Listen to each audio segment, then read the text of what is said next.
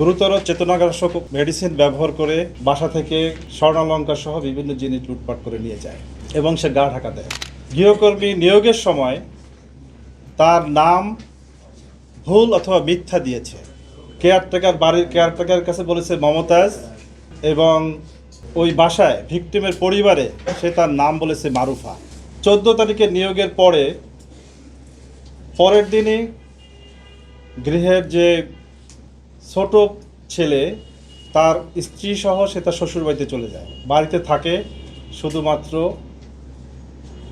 Victim Ayesha Akter 62, যিনি মৃত্যুবরণ করেছেন, এবং তার স্বামী আনোয়ার হোসেন।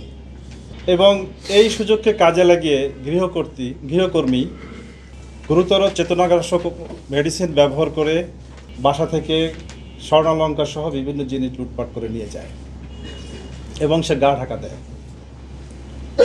সন্ধ্যা নাগাদ পরিবারের বড় ছেলে সে বাবাকে ফোন দেয়, কিন্তু বাবা ভালোভাবে কথা বলতে না পারায় সে দ্রুত বাসায় চলে আসে।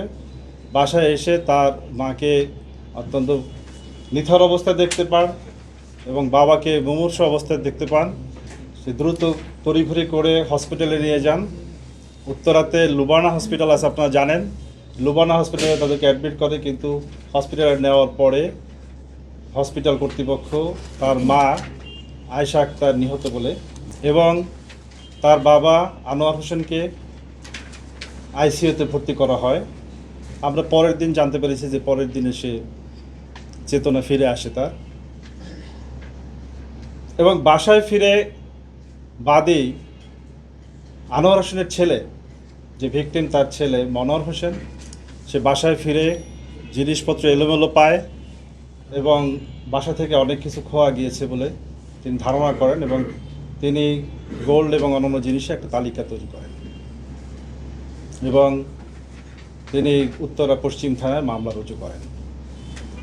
মামলাটা আমরা যখন তদন্ত শুরু করলাম, তখন মূলত এই আসামি বিলকিস সে তার নিজের সঠিক পরিচয় না দেওয়ায়, এবং তার কাছে এনআইডি চাওয়া হয়েছিল, সে বলেছিল যে আমি পরে দিব, এবং তার কোনো ফোন নাম্বার নাই। আলটিমেটলি সে একজন অজ্ঞাত ব্যক্তি, একদমই পুরোপুরি ক্লুলেস একটা পরিস্থিতি। আমরা ওদেরকে রাতে খবরটা জানতে পারি এবং কাজ শুরু করি, এবং যেহেতু ক্লুলেস আমাদেরকে অন্য বিষয়গুলো বিবেচনা করতে হবে, গোয়েন্দা তথ্য ইত্যাদি।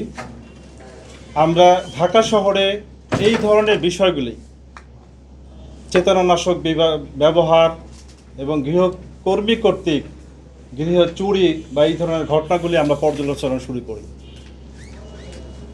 এবং বিভিন্ন থানার এই ধরনের মামলাগুলো পর্যালোচনা করে কিছু নারী গৃহকর্মী বিশেষ করে তাদের ছবি এবং ডিটেলস আমরা বের করি।